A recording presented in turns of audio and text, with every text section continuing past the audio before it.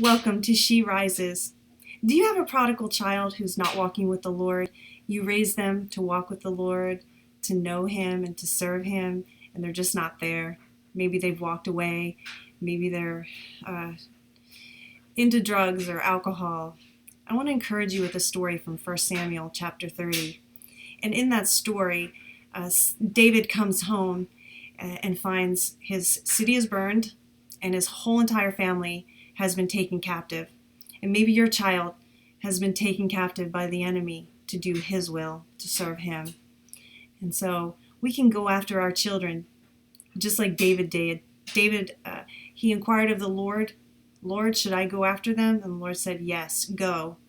And the end of the verses, it concludes with, hey, David recovered all. And if you raised your child to walk in the ways of the Lord, Proverbs 22:6 says, train up a child in the way he should go, and when he is old, he will not depart.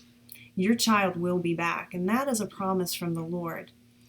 And I'm going to trust that promise, and I'm going to ask you, hey, cling to that promise.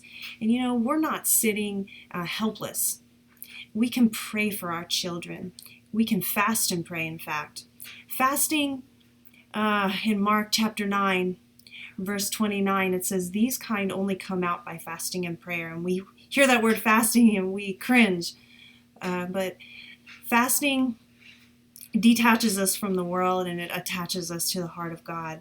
And there's power in fasting. And maybe you've never fasted and you just want to fast for a few hours. Maybe even just one meal. Just try it. Just take some baby steps there and see what the Lord will do in your situation.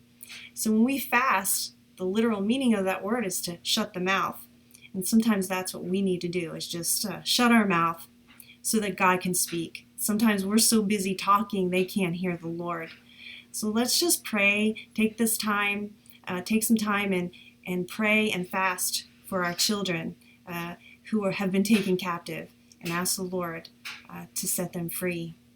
Whatever is holding them captive, there's power in prayer. And see, when I work, but when I pray, God works.